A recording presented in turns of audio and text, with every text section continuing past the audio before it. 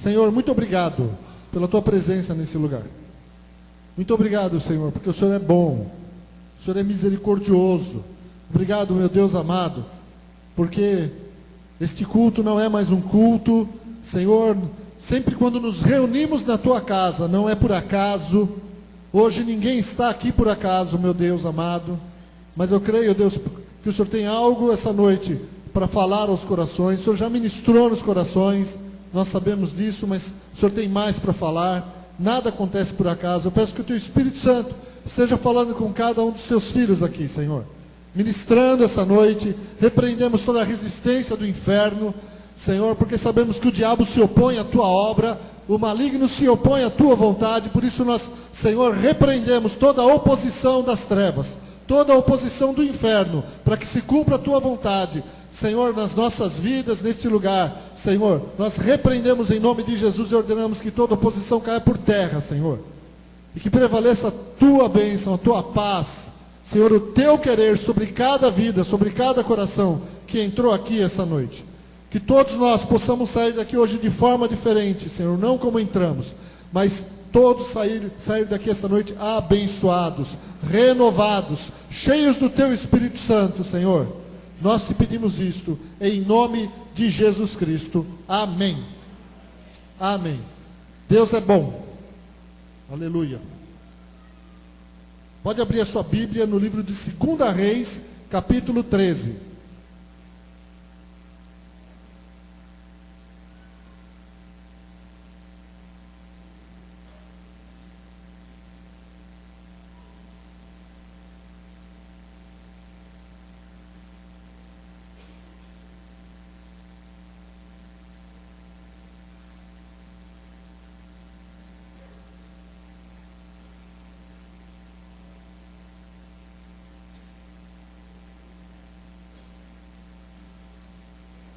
Versículo 14, 2 Reis, capítulo 13, versículo 14, diz assim: Estando Eliseu padecendo da enfermidade de que havia de morrer, Jeoás, rei de Israel, desceu a visitá-lo, chorou sobre ele e disse: meu pai, carros de Israel e seus cavaleiros.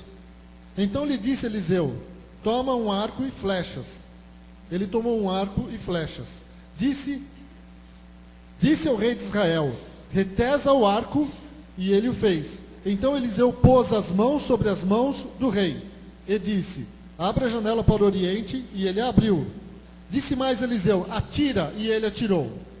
Prosseguiu: flecha da vitória do Senhor, flecha da vitória contra os sírios, porque ferirás os sírios em Afeca, até os consumir. Disse ainda: toma as flechas. Ele as tomou. Então disse ao rei de Israel: atira contra a terra. Ele a feriu 3 vezes e cessou. Então o homem de Deus se indignou muito contra ele e disse: 5 ou 6 vezes a deverias ter ferido. Então feririas os sírios até os consumir. Porém agora só 3 vezes ferirás os sírios. Amém? Então é isso. Eliseu era um profeta, e um dos profetas mais conhecidos de Israel. E através do ministério dele, ele livrou Israel várias vezes. Então, quando os inimigos cercavam Israel, planejavam algo contra Israel, Eliseu revelava ao rei o que ia acontecer, e Deus dava livramento. E eles poderiam assim se preparar contra um ataque, e nunca eles eram pegos de surpresa, e dessa forma Deus ia livrando o povo de Israel, um povo que estava desagradando muito a Deus, porque já havia a divisão de Judá e Israel. Então os reis de Judá, alguns deles agradavam a Deus, mas os reis de Israel, todos eles, sem exceção, desagradaram a Deus. Todos eles, quando você vai ler a história desses reis, diz: e ele fez o que era mal perante aos olhos do Senhor. Todos eles. Jeoás, o primeiro rei de Israel, quando houve a divisão, logo depois de quando Salomão foi rei, a primeira divisão com o filho de Salomão, Roboão, e houve uma divisão, e Jeroboão ficou com as outras tribos. E Roboão, filho de Salomão, ficou com 2 tribos. Por misericórdia, por amor a Davi, Deus permitiu que o seu filho ficasse com 2 tribos. E então se formou o reino de Judá. Era a tribo de Judá e de Benjamim. E as outras 10 tribos ficaram com Jeroboão. E Jeroboão foi o primeiro rei de Israel. E Deus deu ordens para ele. Faça assim, assim, que eu vou te abençoar. Eu serei contigo. Ele fez tudo o contrário. Ele ficou com medo que o povo de Israel fosse até Jerusalém para sacrificar ao Senhor. E o que ele fez? Ele construiu o bezerro de ouro e falou para o povo de Israel: está aqui o teu Deus que te livrou do Egito. O mesmo pecado que eles já haviam cometido lá no passado, quando Deus os tirou do Egito, Jeroboão fez. E ali, já logo no primeiro rei de Israel, quando o reinado foi dividido, quando houve a divisão, ali começaram a pecar. Os reis começaram a pecar. E todos os reis desagradaram a Deus. Todos os reis de Israel. E Jeoás não deixou, não foi uma exceção. A ponto dele batizar o seu primeiro filho com o nome de Jeroboão. Muitos reis depois, Jeoás não era nem da descendência de Jeroboão, e ele me batiza o filho como Jeroboão, em homenagem ao primeiro rei de Israel, que começou a desagradar a Deus. Porém, Jeoás teve uma atitude de gratidão. Ele foi até o profeta de Deus, porque Eliseu em Israel era a boca de Deus. Deus só falava com aquele povo através do profeta. E era uma das formas como Deus falava naquele tempo.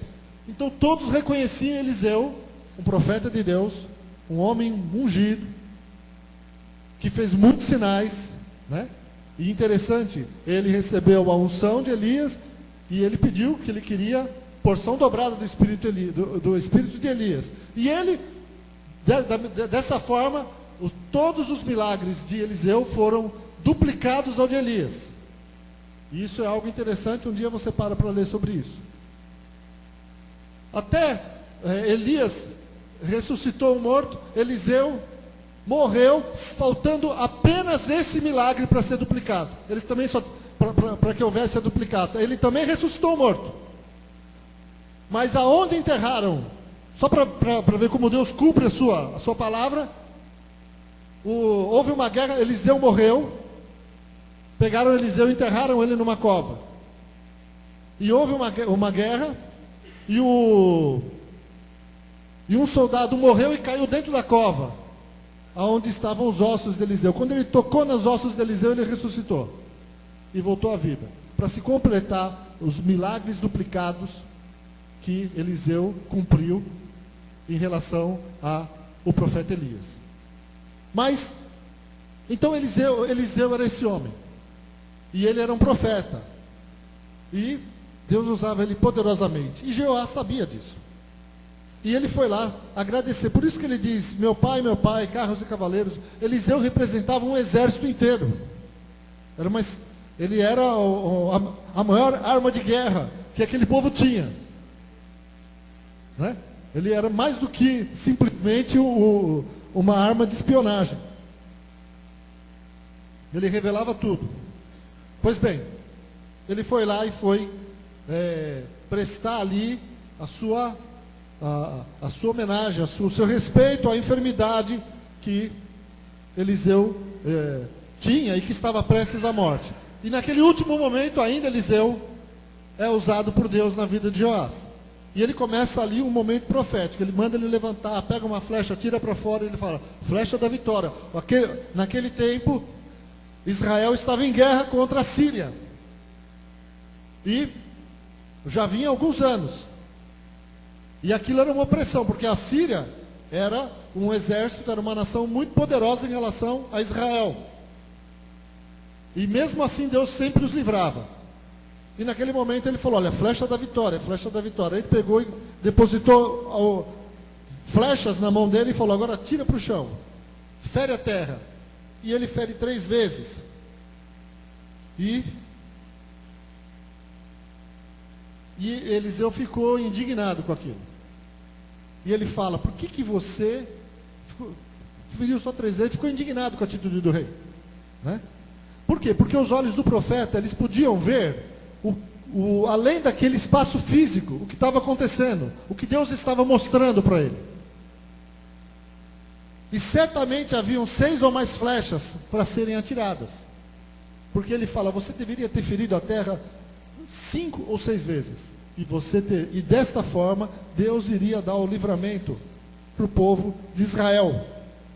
E talvez a gente questione, mas como é que o rei ia saber que não era para parar? Não é? Isso é até simples, é porque o Eliseu colocou, a palavra de Deus nos mostra que ele deu as flechas para ele e mandou, agora você vai ferir a terra. Né? E ele feriu 3 vezes e parou. Ele recebeu uma ordem para começar e o profeta ficou em silêncio, aguardando o cumprimento da ordem. O rei parou por conta própria. Na NVI tem um comentário que diz assim, o entusiasmo moderado com que a ordem de Eliseu foi obedecida, refletia zelo insuficiente para realizar a tarefa que o profeta mandou ele realizar. Ele não teve zelo. E esse texto da Bíblia, ele me leva a refletir sobre o que faz as pessoas pararem de alguma forma. O rei parou sem motivo. Não teve zelo, não obedeceu, deixou o profeta indignado com aquilo que ele fez. Ele já sabia que era o profeta, ele já sabia que o profeta, entre aspas, tinha suas esquisitices, mas ele era o profeta de Deus e Deus o usava. Porque os profetas faziam coisas estranhas. Se você ler no Velho Testamento, eles faziam coisas que à primeira vista as pessoas ficariam assustadas. Eu não vou perder tempo aqui dando exemplo. Vou seguir em frente. Mas as pessoas param às vezes, como esse rei parou. Param sem razão. Elas cessam de fazer algo que deveriam fazer. Algo que estavam fazendo. Algo que poderiam trazer uma mudança. Você já ouviu aquela frase que diz assim, que há certas pessoas, ou há pessoas que nunca terminam o que começam? Você já ouviu? Todo mundo já ouviu, né? Há pessoas que nunca terminam aquilo que começam. Pode ser um problema de formação. Pessoas que nunca foram motivadas a terminarem nada. Pode ser. Pessoas que cresceram num ambiente onde elas não receberam motivação, não receberam orientação, não receberam instrução. E nunca foram ensinadas a irem até o fim das suas tarefas, terminarem aquilo que elas começam.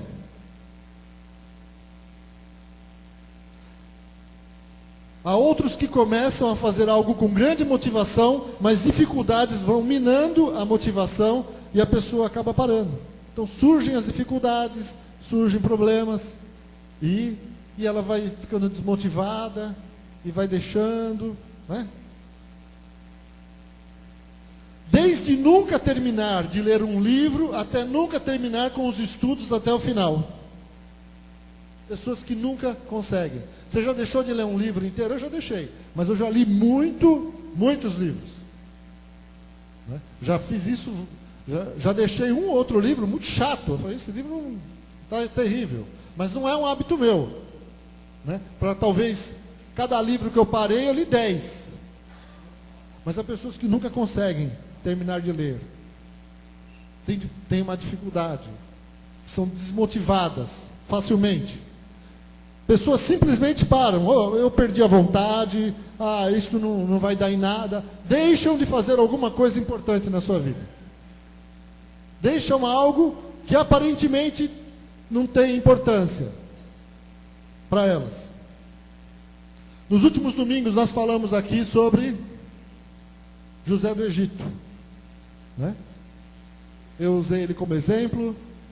Há 2 domingos o Nando usou ele como exemplo. Domingo passado. E ele é um bom exemplo. Né? José do Egito tem uma história que a gente pode tirar muitas lições. Ele é um modelo para nós, ele é um modelo para todos os jovens. Amém? Ele é um modelo de fidelidade, de perseverança, de determinação. Traído e vendido pelos irmãos na adolescência, para se tornar um escravo no Egito. Eu já falei isso aqui uma vez. Imagina a cabeça de um adolescente, no momento em que ele tem toda a proteção do pai, da sua casa, tem o reconhecimento do pai de que ele é um bom filho, que ele é o melhor filho, na verdade. E, infelizmente, o seu pai o compara com seus irmãos, e isso provoca uma ira muito grande dos seus irmãos, uma raiva, a ponto dos seus irmãos ficarem com tanta raiva que eles o vendem. Eles queriam matá-lo, essa é a verdade. Então eles não eram flor que se cheire. Mas o irmão mais velho consegue impedi-los de matar o irmão, e ele acaba sendo vendido para os ismaelitas. E os ismaelitas o vendem como escravo no Egito. Então você imagina aquele jovem andando, passando os dias, a cabeça dele, né? O que poderia passar ali? Depressão, vontade de se matar, um sentimento de uma saudade imensa da família, um sentimento de rejeição, seja lá o que for.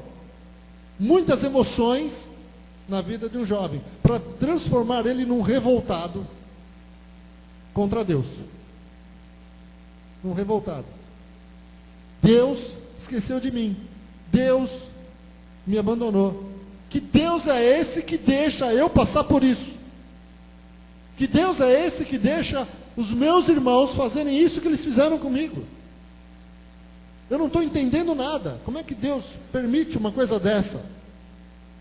Então ele teve vários motivos para perder a esperança em Deus, para achar que Deus o abandonou, que Deus se esqueceu dele, e parar de crer em Deus, parar de servir a Deus. Ele tinha tudo isso, vários motivos. Assim, olhando a sua vida, a sua situação, parar de seguir a Deus, parar de vir à igreja, parar de sei lá o quê, parar de ler a Bíblia, parar de orar. Ele, né? Alguém aqui já foi vendido pelos irmãos e depois foi vendido como escravo. Mas esse aqui foi.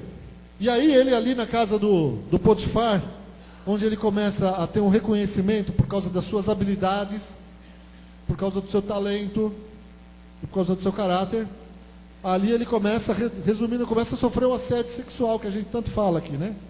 Começa a ser assediado pela mulher do patrão, que devia ser provavelmente uma mulher bonita, bem cuidada.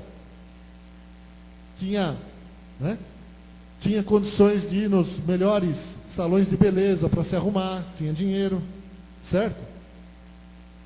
Então, ele é assediado por ela. E a mulher vai assediando ele. E ela pega um momento em que não tem ninguém em casa, né? Eu preguei isso há 2 semanas. Quem você é quando ninguém está vendo? Quem você é quando ninguém está vendo? Foi o título da pregação de 2 semanas. E era essa situação. O diabo queria ver quem José era, na hora que ninguém está olhando, só está ele e ela ali. Ninguém vai ver o que ele está fazendo. Jovem, certo? Bonito, uma mulher bonita dando bola para ele, e ele fica firme. Ele toma uma atitude que revela o seu temor, e aí ele é preso, porque ele foge. A louca, desvairada, está tão desesperada que ela pega a roupa dele, tira a roupa do cara, o cara sai correndo pelado. Ele se manda. Imagina a humilhação. Mas ele saiu correndo para não pecar contra Deus. E ela consegue dizer que ele, naquele tempo, dizer que ele era o escravo que tentou assediar ela. E ele é preso, e ele vai para a prisão injustamente. Agora, mais uma vez, imagina a cabeça dele. Só que com essa atitude, apesar de tudo, é como se ele estivesse dizendo, apesar do que fizeram comigo, apesar de terem me abandonado, né?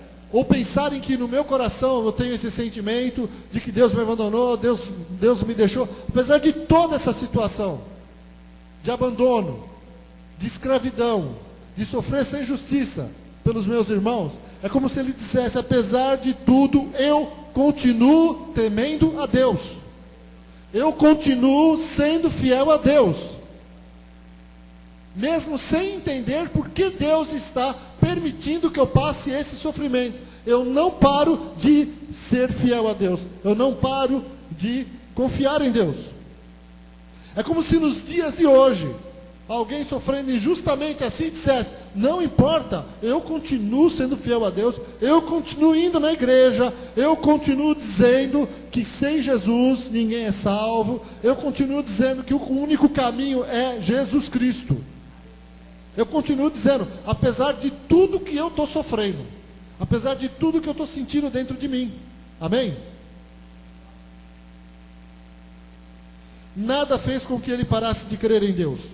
Mesmo sem saber quando ele sairia da prisão, agora ele estava na prisão. Mesmo sem saber qual seria o seu futuro, ele não sabia. A gente sabe. A história é bonita, nós conhecemos, mas ele não sabia. Né? Se põe no lugar dele. Ele não sabe o que vai acontecer. Está ali. Nem o tempo, nem as injustiças, nem a solidão, nem o esquecimento dos outros fez ele parar de confiar em Deus, de continuar a acreditar que o seu Criador poderia mudar a sua sorte. Amém?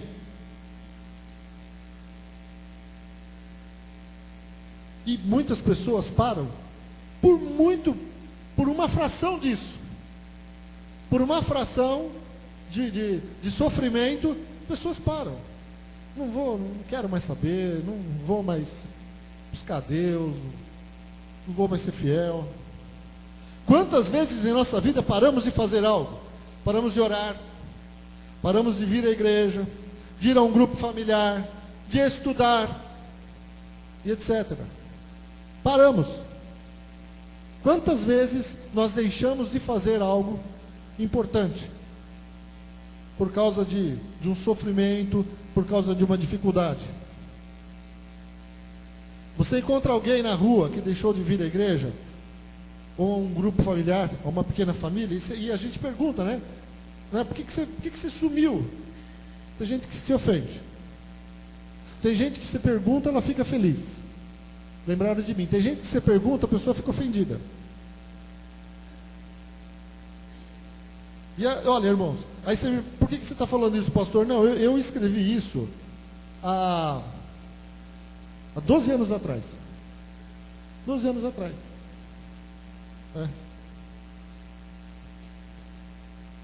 Na época que eu não usava computador. Aqui. Tudo escrito.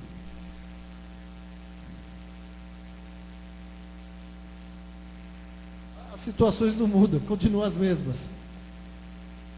Por que você subiu? A resposta normalmente é dessa forma. Porque eu estou desanimado.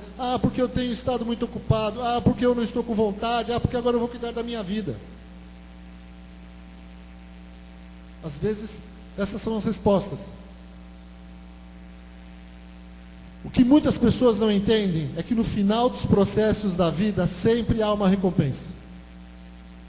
Sempre há uma recompensa. Cada processo teu, cada ação, cada atitude, sempre vai haver uma recompensa.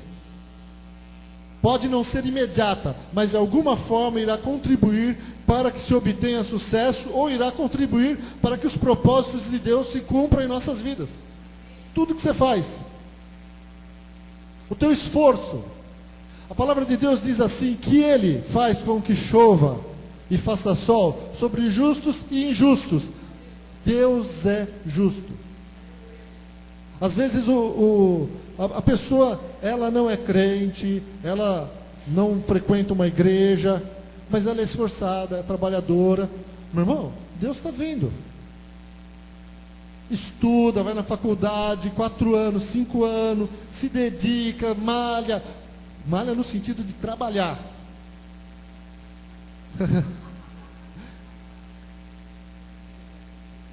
trabalha o dia inteiro, aí de noite vai para a faculdade, dorme pouco. Deus está vendo.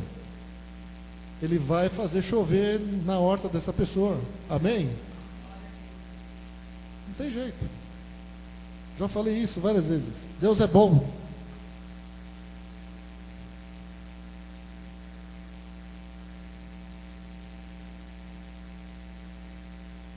Semana retrasada eu falei isso, né? Que Deus vai cumprir os seus propósitos em cada processo que você termina, em cada situação, cada momento da sua vida que você completa. Aquilo que você não para de fazer, coisas importantes que você não deixa de fazer, que você continua perseverando, sempre vai haver uma recompensa. Deus está vendo a tua vida. Há 2 semanas eu falei sobre isso, sobre Deus nos recompensar. Tu, porém, quando orares, entra no teu quarto e, fechada a porta, orarás a teu pai que está em secreto, e teu pai que vem em secreto te recompensará. E tem gente que não ora mais, e se esqueceu de que Deus está vendo. Meu irmão, se você não se cuidar, você fica sem orar um mês. Você não busca Deus, tua vida começa a virar uma correria. E a prioridade da nossa vida, que deveria ser buscar a Deus, vai ficando para segundo plano. E isso é um problema sério, porque Deus está olhando e Ele vai te recompensar. Se não faz diferença termos uma vida de oração, eu já falei isso várias vezes, se não faz diferença, para que orar? Se não faz diferença eu ler a Bíblia, para que ler? Se não faz diferença se não vai fazer diferença nenhuma na minha vida, eu vir num culto, e eu estar na igreja, para que vir? Sabe por quê, irmãos? Porque faz diferença, amém? Faz diferença o teu relacionamento com Deus. O teu relacionamento com Deus, a tua busca, a tua oração. Há pessoas que começam a ver problemas dentro da sua vida, ou dentro da sua casa, e param de orar, ficam desanimadas. Não creem. O desânimo é tão grande que elas param não oram pelo seu casamento, não oram pelo seu trabalho, por causa do desânimo. O desânimo faz com que a pessoa fique em casa, vendo Faustão. Ainda passa Faustão? Eu estou falando sério, eu não sei se passa Faustão, não é brincadeira, não é aquele exagero, né?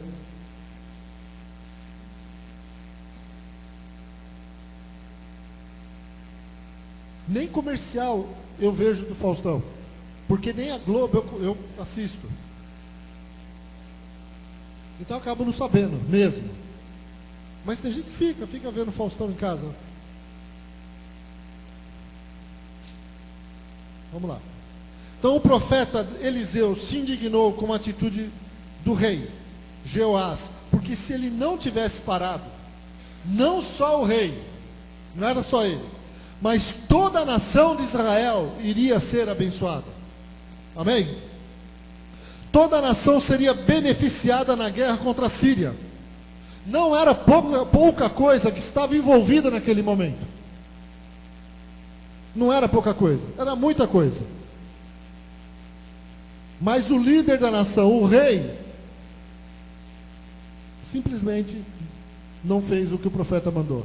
Aquela atitude era como não obedecer à voz de Deus, que era o que ele já costumeiramente fazia. Os reis de Israel não obedeciam a Deus, não se voltavam para Deus. Eles eram rebeldes contra Deus. Então aquela atitude refletia o que ele era: alguém que não tinha zelo, alguém que não obedecia, alguém que não temia a Deus. Então ele levou as coisas de Deus, ou aquilo que o profeta falou, de qualquer jeito. E nós não podemos levar as coisas de Deus de qualquer jeito na nossa vida. Amém? Temos que ter zelo com as coisas de Deus. Ter zelo com o nosso momento com Deus, com a nossa busca de Deus. Porque Deus tem o poder para mudar a nossa vida. Porque Ele está nos olhando. Ele está te vendo. Deus se agrada de quem ora, quem o busca, quem tem um tempo separado e vai lá dobrar o seu joelho. Não precisa nem dobrar o joelho, mas está ali orando, buscando a Deus. Deus se agrada disso. Amém, queridos? Isso faz toda a diferença. Parece que isso, irmãos, é uma coisa assim, Interessante, mas às vezes falar isso para os crentes não deveria ser necessário. Isso deveria ser a coisa mais básica que um cristão deve fazer. Orar e ler a Bíblia. Coisa mais básica do cristão deveria ser essa.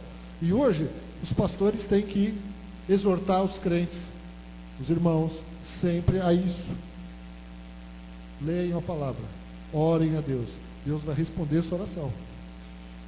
Amém? E quem está na igreja muitas vezes não está acreditando, não está crendo nisso. E leva isso de qualquer forma. Então, amados, não era pouca coisa envolvida, né? Naquela ordem, naquele ato espiritual e profético que Eliseu estava pedindo. Não pare. E nas nossas vidas, amado, não é diferente. Quantas coisas paramos de fazer, quantas situações mudam o nosso foco, o que acontece que faz que perdemos a perseverança e a determinação. Quantas pessoas que se batizam e depois estão de novo no mundo, pessoas desanimadas, perdem a fé, imediatismo, querem que tudo aconteça na sua hora, quando não acontecem, já estão de novo longe da casa de Deus. Isso é sério. Mas os processos são importantes, mesmo no meio das lutas. Há muito tempo atrás eu contei aqui o testemunho do meu irmão, quando ele perdeu o emprego dele.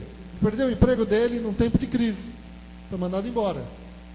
Desenhista projetista. Aí ele foi fazer uma entrevista, fez duas entrevistas, não foi chamado. Aí ele fez uma entrevista, e naquela entrevista que ele fez, ele não sabia fazer um determinado desenho. E o entrevistador humilhou demais ele. Por coincidência, amados, coincidência, eu estava preparando isso hoje, e eu abri o meu computador. E o meu computador avisou que 2 pessoas que eu conheço estavam fazendo aniversário no Facebook. Eu entrei e dei parabéns para essas pessoas. Quando eu entrei, tinha um convite de amizade. Eu cliquei, era o entrevistador do meu irmão. Estava ali. Eu ainda não aceitei ele como amigo. Estou pensando. Mas eu me lembrei de tudo aquilo. Eu conheci a pessoa. Ele era um crente fiel, largou a mulher, largou os filhos, traiu a mulher com a secretária. Depois a secretária roubou ele, deixou ele na miséria, levou tudo que era da mulher e dos filhos, porque ele levou um golpe da secretária. Nossa, olha, uma situação terrível. O cara pensou que estava dando uma desperto, pelo contrário, caiu numa tremenda cilada, por causa da sua carne. Filhos maravilhosos. Acho que nenhum deles está nos caminhos de Deus mais. Pessoas com quem eu convivi. E ele tinha uma empresa, e o meu irmão foi lá, e ele humilhou o meu irmão. E ele humilhou e falou: você não sabe isso? Olha, se você não sabe isso, você é um burro. Você nunca vai conseguir arrumar emprego. Você não sabe. Isso que você não é desenhista projetista. E aquilo deu um choque. E aquilo causou uma situação. Meu irmão saiu de lá, falou: não vou mais mandar currículo para ninguém. E realmente não mandou. Aí ele pegou um outro caminho, que não era o caminho de Deus. Não era o que Deus queria para a vida dele. E aí a pessoa toma um outro caminho, que é o atalho. Não, eu vou resolver minha vida. Aí ele foi e montou uma sorveteria. Montou um laticínio. Aí ele montou um laticínio e o laticínio quebrou. Né? Ele, graças a Deus, conseguiu fechar o laticínio sem dever nada para ninguém. Eu estou resumindo.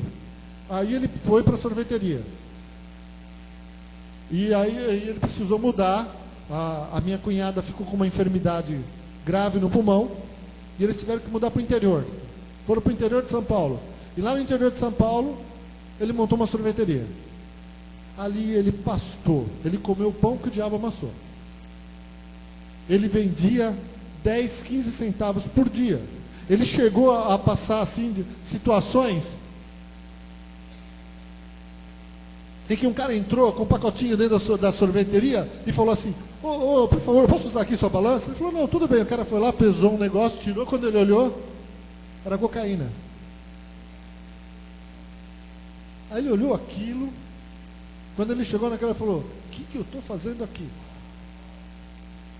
E naquele tempo eu ia muito lá no interior visitar ele, orar com o meu irmão. Era uma situação assim que você olhava e falava: Deus, tem misericórdia. E aí a sua esposa tomou uma atitude. A mulher sábia edifica a sua casa, amém, queridos? E a tola destrói com as próprias mãos.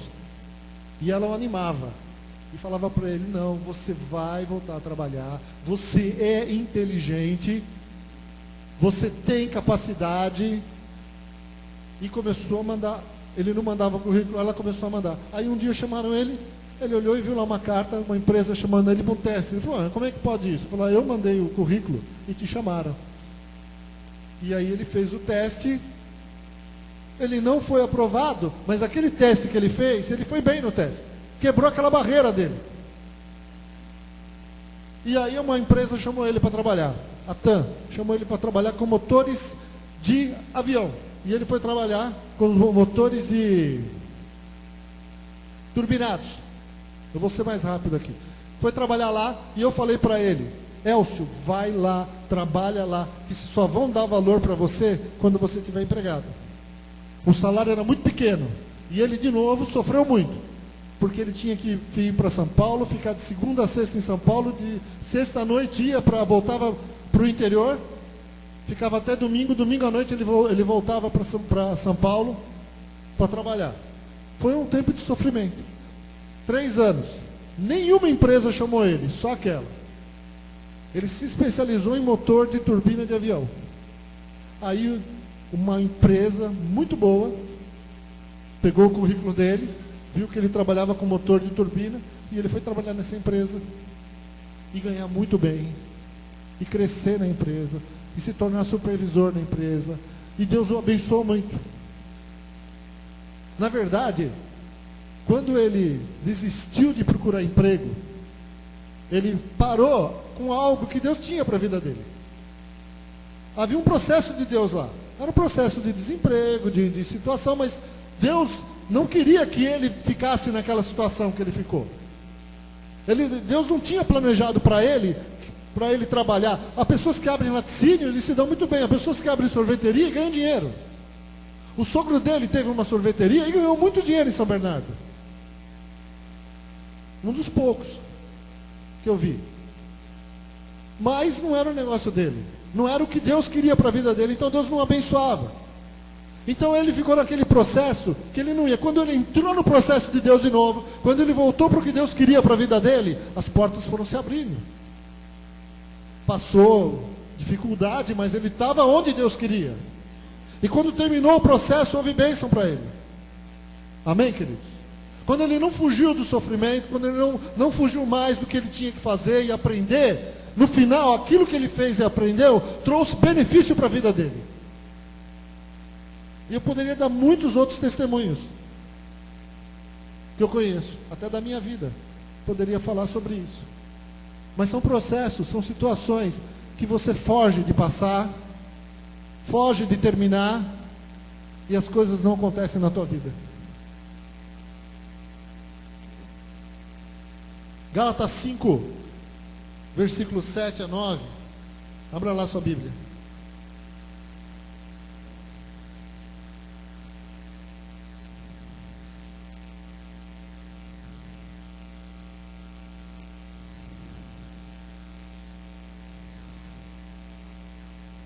Gálatas 5, 7 a 9.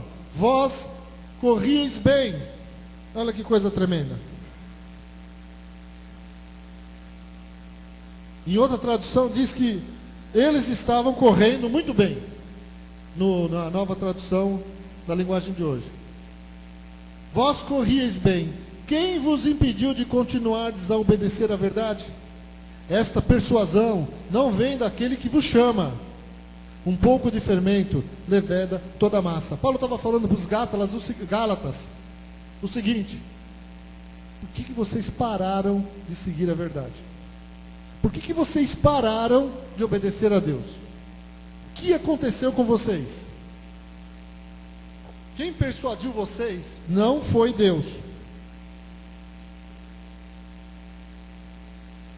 mas alguém os persuadiu a não seguirem a verdade. Sabe, amados, uns ouvem seus amigos. A Bíblia diz: as más conversações corrompem os bons costumes. Quem está te dando conselhos? Quem você tem ouvido? Amigos realmente comprometidos com a causa do Evangelho? Pessoas que têm temor a Deus, são essas pessoas que têm te aconselhado? Outros ouvem o coração, e a Bíblia diz: enganoso é o coração, mais do que todas as coisas, e perverso. Quem o poderá conhecer?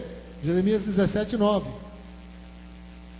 A gente ouve muito nos filmes. Você já viu os filmes? Os filmes, um monte de filme fala: siga o que está no seu coração.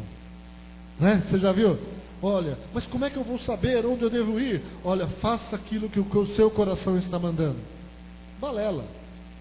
Né? Nos filmes acaba tudo bem, né? E viveram felizes para sempre. Mentira, tem os filhos de noite, tem que acordar, quem é que vai lá, né? Cuidar do filho, certo? Aí falta o dinheiro, aí a mulher fala: você não tem dinheiro, cadê o dinheiro? Ah, eu quero tirar férias. Não. Irmãos, mentira, felizes para sempre.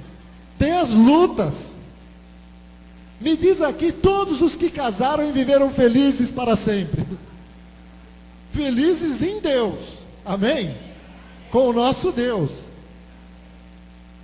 Siga o seu coração. Mentira, irmão, o coração da gente é enganoso. Siga a Deus.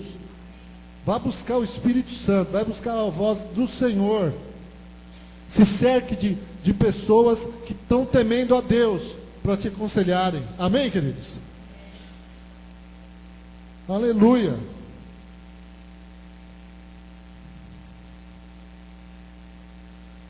Muitas coisas nos fazem parar. Muitas coisas nos fazem perder tempo, né? Parar processos de Deus na nossa vida, aprendizados que Deus tem para nós. Na vida de José, querido, havia um tempo de aprendizado, não tem jeito. José teve que passar por tudo aquilo, e Deus permitiu e deixou ele ir para a cadeia, e na cadeia ele viveu durante 2 anos com os piores homens da sociedade egípcia. O pior da sociedade egípcia estava onde? Na cadeia. Ele viveu com toda aquela turma. E detalhe, ele acabou ainda se sobressaindo, porque ele se tornou o carcereiro. Ele tomava conta do cárcere. Então Deus permitiu tudo aquilo para prepará-lo para ser o quê? O que ele não sabia. Quando José imaginou que um dia ele seria o governador do Egito, a maior nação da sua época, simplesmente ele se tornou o primeiro-ministro da maior nação do seu tempo. Que, fazendo uma comparação com os dias de hoje, representava mais do que representa hoje os Estados Unidos para o mundo. Representava muito mais. Tamanho o poderio que o Egito tinha no seu tempo em relação às outras nações. Todo mundo ficou dependente da comida do Egito, que havia no Egito, por causa de José. E ele ainda foi usado por Deus para que a nação crescesse muito mais, ficasse mais poderosa. Mas José não sabia, mas ele cumpriu o propósito de Deus. E o detalhe, não adiantava ele passar. Ele passou por aquele processo e não teve jeito. Agora, se ele tivesse passado por aquele processo com um coração ingrato a Deus, ele não teria chegado a governador do Egito. Entendeu? Mas ele tinha um coração ligado ao de Deus. Aleluia. Então, amados, o que nos faz perder esses processos? Um deles é a preguiça. A palavra de Deus diz assim, que a preguiça faz cair em profundo sono, e a alma indolente padecerá fome. Provérbios 19:15. A alma do preguiçoso deseja e coisa nenhuma alcança, mas a alma dos diligentes se farta. Provérbios 13:4. A alma dos diligentes se farta. Quem que é o diligente? O diligente é trabalhador, é o esforçado, é quem planeja com cuidado, é quem tem zelo, ativo, aplicado e ligeiro. Esse é o diligente. E a palavra de Deus diz que ele se farta. Amém? Tentaram parar Sadraque, Mesaque e Abednego. Sadraque, Mesaque e Abednego, 3 jovens de Israel, que quando a nação foi para o cativeiro na Babilônia, esses 3 jovens estavam ali servindo a Deus, numa posição já de destaque, pelo que Deus fez através de Daniel. Num determinado momento, Nabucodonosor levanta uma estátua de ouro para ser adorado. Certo? Levanta aquela estátua de ouro, dele mesmo, e era para ser adorado. E aí ele disse, olha, quando tocarem todos os instrumentos de louvor naquele tempo, certo? Os instrumentos para aquele tempo, se todo mundo deve se prostrar diante da estátua. Quem não se prostrar vai ser lançado na fornalha de fogo acesa. E os 3 não quiseram nem saber, falaram, não vamos se prostrar. Todo mundo foi lá, dedurou eles chegaram diante do rei, e o rei falou assim, por que vocês não fazem isso? Eles foram lá e deram uma resposta para o rei, que eu não vou ler, mas falaram, rei, é o seguinte, nós não vamos nos prostrar, a gente só se prostra diante de Deus. E se Deus quiser nos livrar, Ele livra. E se Ele não quiser nos livrar da fornalha de fogo acesa, não importa, nós não vamos nos prostrar diante dela. O rei mandou amarrarem eles e jogarem dentro da fornalha, e mandou aquecer a fornalha 7 vezes mais. Os homens que lançaram eles na fornalha morreram. Os 3 estavam na fornalha. Tentaram parar eles. Mas eles estavam determinados a não pararem de servir a Deus. O que se queimou? Eu já preguei aqui. Só as cordas. A roupa deles, o cabelo deles, a pele deles, nada saiu cheirando fogo. Só as cordas que amarravam eles se queimaram. E para o milagre ser maior, quando Nabucodonosor olhou dentro da fornalha, ele viu mais um homem ali dentro. 4 homens dentro da fornalha. Não eram só os 3. O Senhor estava com eles ali. Amém?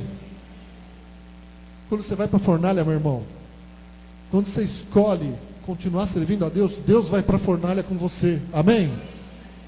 Aleluia. O Senhor vai contigo. Deus é bom. Alguns homens, na palavra de Deus, pararam, porque se rebelaram contra Deus. Estes foram reprovados porque não se arrependeram dos seus pecados até a morte. É o caso de Uzias, rei Uzias e o rei Saul. Se rebelaram contra Deus, pararam de servir a Deus. Outros pararam, tiveram momentos.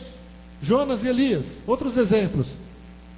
Só que Jonas e Elias tiveram um momento de arrependimento. E quando eles perceberam, Deus estava com eles ali. Quando Elias e Jonas entenderam tudo o que estava acontecendo, Deus mostrou para eles, eu estava com vocês o tempo todo que vocês estavam sofrendo, desanimados, com medo, fugindo de mim, eu estava com vocês. Amém, queridos? Nosso Deus não nos abandona. Aleluia. Eu já estou terminando aqui. Eu queria dar um exemplo aqui que eu ouvi há 9 anos atrás. O pastor Jonathan, que fundou o Vale da Bênção.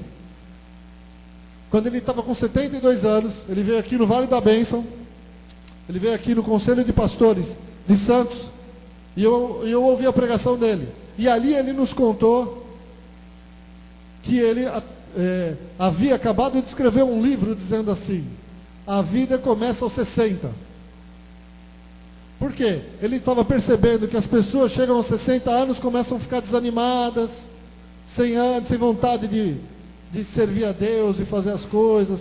E ele todo animado, falando, olha, eu escrevi um livro dizendo que a vida começa aos 60, porque eu estou com 72 e eu não paro de fazer a obra de Deus. Ele estava no Vale da Bênção, ele fundou o Vale da Bênção, esse ano eu fui até o Vale da Bênção, e tive uma reunião junto com o Pilar Missões da Igreja Cristã da Família, a qual eu faço parte, sentei ali com o presidente do Vale da Bênção, que é o genro dele, o Silas Tostes, que vai estar conosco a semana que vem na conferência missionária da igreja, e com a filha dele, que é a esposa do Silas. E eles me contaram, ela falou assim, o meu pai, ele deixou o Vale da Bênção, foi para o Nordeste, está com 80 anos, e ele continua pregando o evangelho no Nordeste, ele não para. E tem agora um congresso que é realizado todo ano no sertão, evangelizando o sertão, é ele que realiza o congresso. Com 80 anos de idade, o homem não para, continua pregando o evangelho, continua fazendo a obra de Deus, o homem não para, queridos. E muitos estão parando aí, estão se aposentando. Que coisa. Hebreus 12, versículo 1, abra sua Bíblia.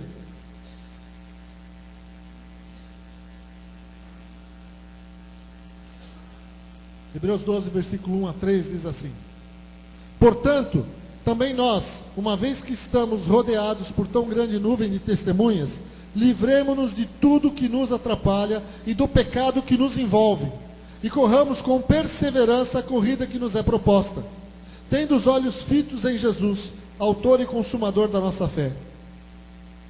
Ele, pela alegria que lhe fora proposta, suportou a cruz, desprezando a vergonha, e assentou-se à direita do trono de Deus.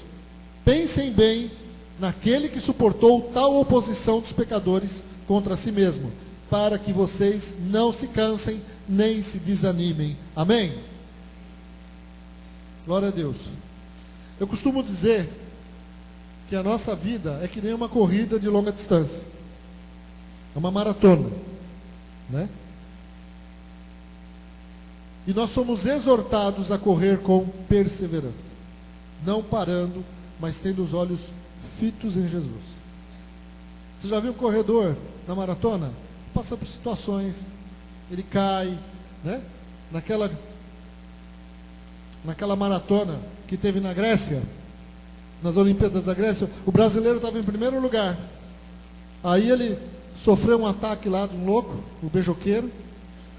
Ele caiu no chão, se levantou e terminou a prova sorrindo. Não chegou em primeiro, mas chegou em terceiro. A atitude dele de continuar e ir até o fim foi falada no mundo inteiro. De terminar a prova sorrindo, em vez de reclamando e dizendo: olha, me atrapalharam, olha o que fizeram comigo. Ele ganhou até um prêmio por causa disso. Ele virou estampa de capa de revista. Ninguém lembra de quem ganhou a prova e nem quem foi o segundo. Mas a atitude dos que se levantam, a atitude dos que terminam a prova, ela é reverenciada, ela é elogiada. E a nossa vida, irmãos, é assim. Jesus não está preocupado que você seja o primeiro, Ele está preocupado que você chegue lá, amém? Que você termine a prova, que você não pare de caminhar com Deus, que você não pare de servir ao Senhor, de cumprir os planos que Deus tem para a tua vida. Louvado seja o nome do Senhor. Você caiu, meu irmão, se levanta. A palavra de Deus diz assim: se dissermos que não temos pecado, enganamos-nos a nós mesmos, e não há verdade em nós. Se confessarmos os nossos pecados, Ele é fiel e justo para nos perdoar os pecados e nos purificar de toda injustiça. 1 João 1:8-9. 1 João 1:8-9. Amém?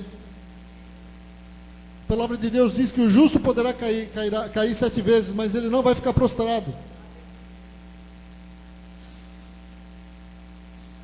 Glória a Jesus. Então olhe para Jesus. Ele te ajuda a vencer os seus medos, vencer as suas decepções, as suas frustrações, as suas dúvidas.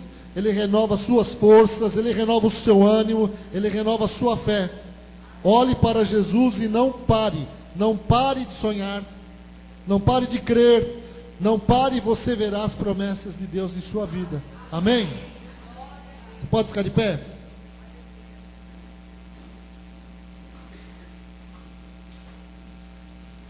Você não sabe o que Deus tem para fazer na tua vida.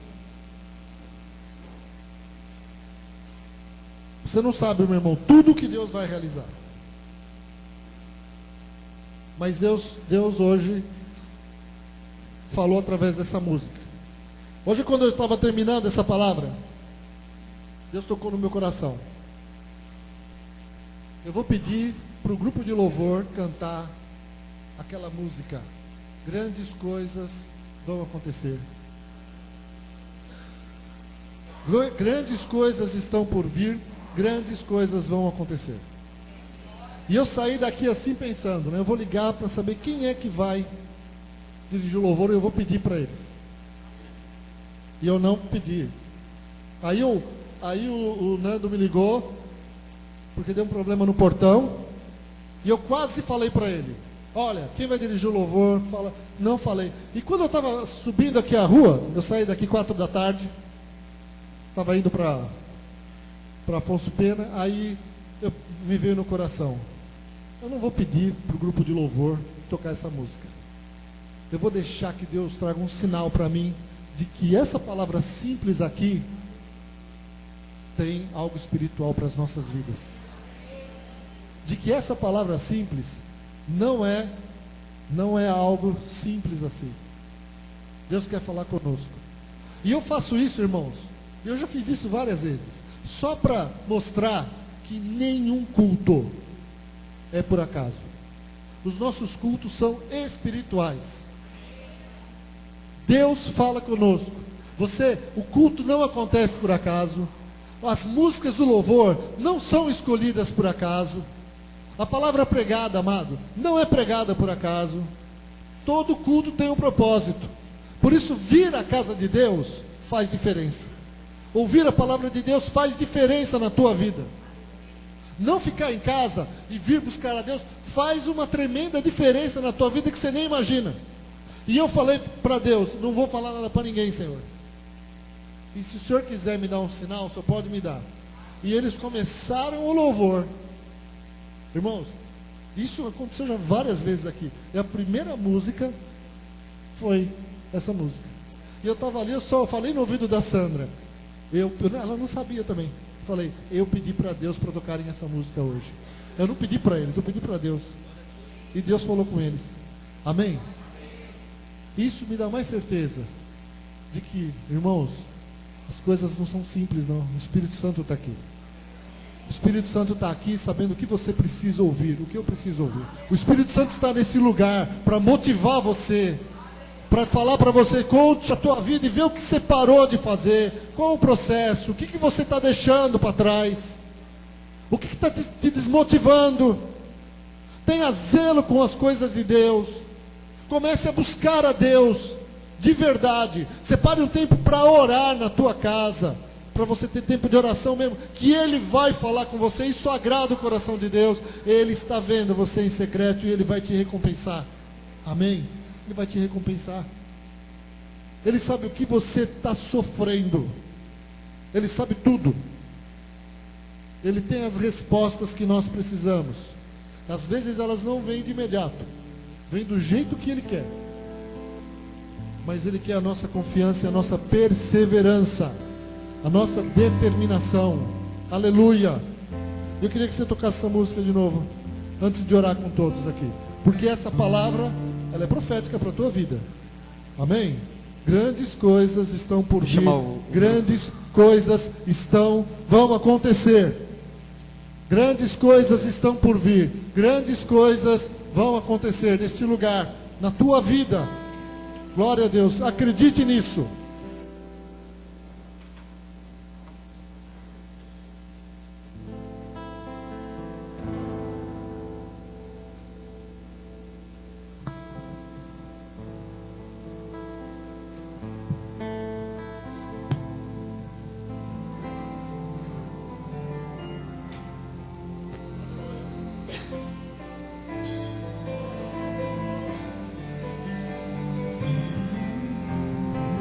Tu és o Deus dessa terra, Tu és o Rei desse povo, és o Senhor da nação.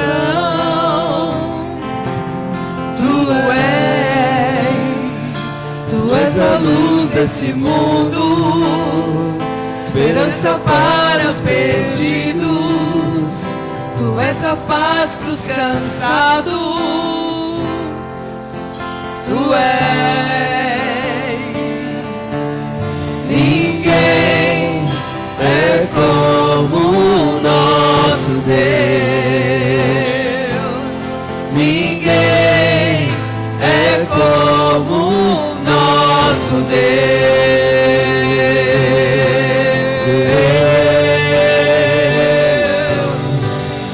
Grandes coisas estão por vir. Grandes coisas vão acontecer neste lugar.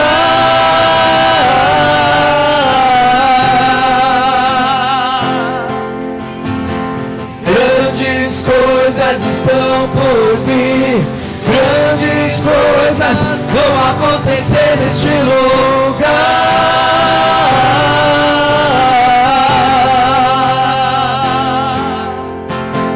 Grandes coisas estão por vir. Grandes coisas vão acontecer aqui.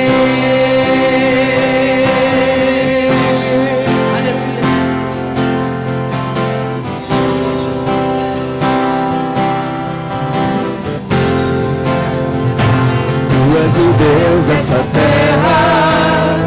Tu és o Rei desse povo. És o Senhor da nação. Tu és a luz desse mundo, esperança para os perdidos. Tu és a paz para os cansados.